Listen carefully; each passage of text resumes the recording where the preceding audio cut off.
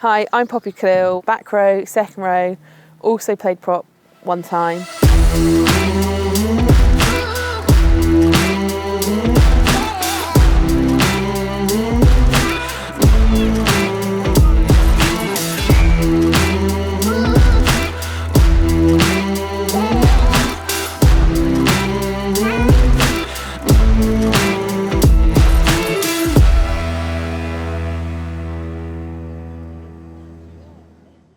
First and foremost, before I was a professional rugby player, I was a huge rugby fan. So I think I'd take the title of Rugby Nose, but it's not self-crowned, all right? Everyone else has said it about me. The history behind the Black Ferns and an all-black England game, yeah, it adds so much to the fixture. It's a 100th test coming up, the extra fixture. The fact that it's the #1 sport in New Zealand, they're an incredible nation, and you're always proud to play them and proud to also be on the pitch with them. So it's going to be a good game and can't wait to play in it. Friends, everyone. Right, ready, let's go. We're just about to go out for our first session. It's Monday morning. Is it Monday morning? Monday afternoon? Pow, pow, pow. Monday afternoon. And we're just about to go out for like a little installation walkthrough, some bag work. Today's sort of like a fast learning day before the week really gets started. Yeah, good. Yeah, good. Reload. Go again. Yeah, there we go. If we went completely smash every day, there won't be many of us left.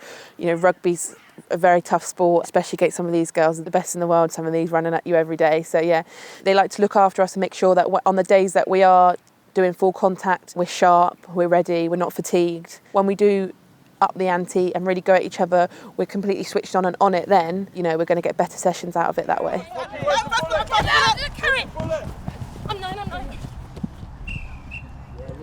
Yes, it's learning, but we can still bring that energy, that calm, so we're all on the same page, so that as we build and the tempo raises and we get into our fast sessions, that's an automatic thing.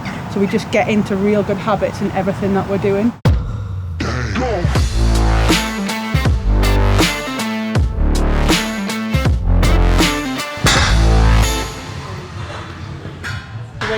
Load it up. Chop, chop.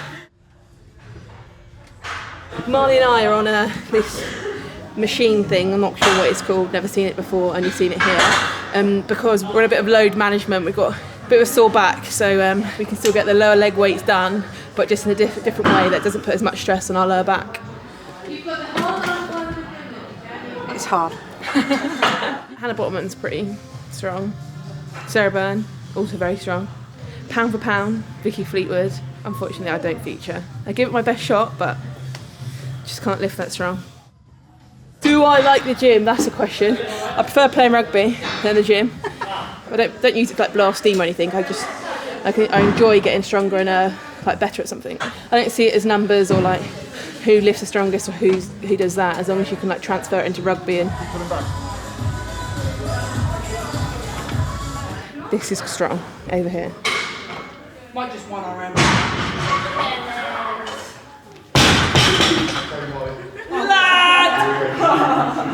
This is Vicky Combra. She's actually quite strong as well because I can tell by the weight she's lifting. Great acceleration there, so she's not just focusing on the rep, she's really getting a snap and accelerating. So then like come again, you might use it for the handoff or punch your arms for a tackle and stuff like that. So if you don't like the gym, these are sort of ways that you can relate it to playing rugby. I have a 30-second rest and I'll do 2 more. So for the last set, you've got to be able to got to max out and try and get as many reps as you can. And last week, if you got over 10, you got put in. So I'm hoping the same this week. I'm going for 11. I need a rest. So this is also, when we're in the gym with Poppy, there's a lot of dead time. you have your rest and then I'm ready for you whenever you're ready. Up, your butt. Let's go, Pops. 1. Takes 2 forwards to work this laptop, it's backwards. So I was doing 80% and next week I'll do 82.5%, so a little bit heavier. So I don't think I'm going to be here next week.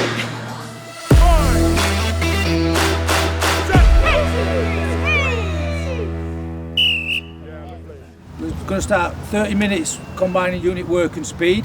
Okay, then we're going to do a 2-group rotation. Tuesdays is a long day, we're up early. We're straight out there for 8:30 for a fundamental session, our line out and our scrums. We'll have an hour rest, and then we're back into a speed session. So they're getting us moving fast, moving quickly, and the repeatability of that. There's so many aspects of rugby that you want to move fast in. So into a contact or into a tackle, you've really got to accelerate and get onto that ball and accelerate through the contact. So it's very important for us forwards to make sure we can move fast.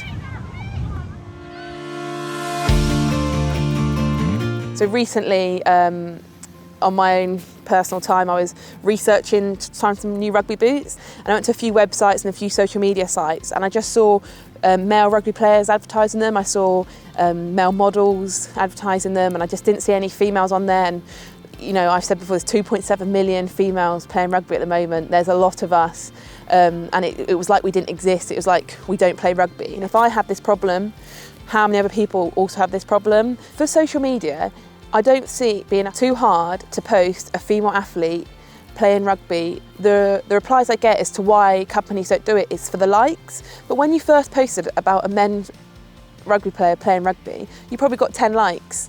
You know, it takes time to grow, it takes time to be successful, it takes time to get that recognition. We don't think you're going to post about a female rugby player and you're going to go viral. The visibility for us is so important right now in the stage that women's rugby's at.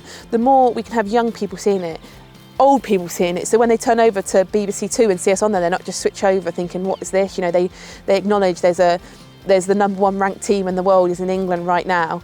It's the start, it's helping us at the start of our journey. It's making sure that we have this chance to grow, we have this chance to build, because we all love rugby. We all want rugby to grow, we want women's rugby to grow, we want men's rugby to grow, we want the whole of rugby to do well. And I think that we have, even here, 32 incredible athletes and role models we can use more on social media, we can use more in advertisement, and I just think it's a missed opportunity. Personally for me, I use my social media as a voice around the lack of visibility in women's sport, because I wouldn't have done this two or 3 years ago. I was scared, but I was just apprehensive of putting my opinions out there. But I felt like if I wasn't going to do it and I felt like that way, how many other people also felt that way?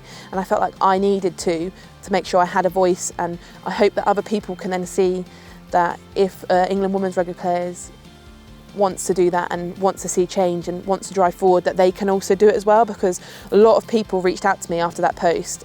We all need to drive forward. The more we can see other people doing it, we're not alone, and that we can create change, because I did not think that a social media post that I did would create any change at all, and it did, and it shocked me at how together with one voice we can create change. Be brave, be confident. If you feel like something doesn't sit right with you and you want to try and create change, like, think about how you can do it and just go do it, because when we come together and when we have the same goal and the same purpose, we can create change, and change for good.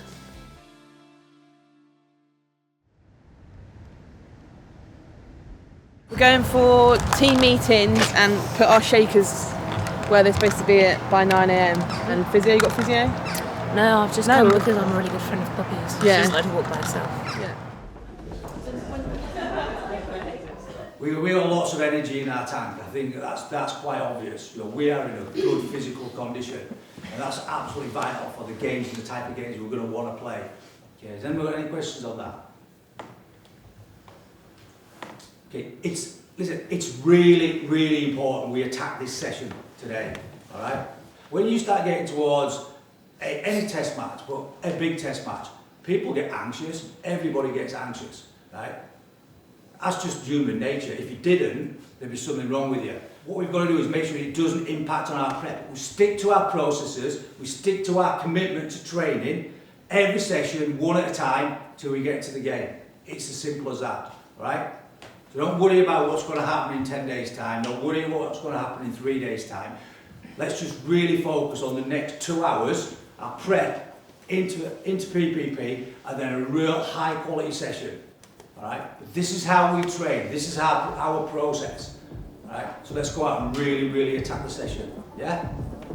Right.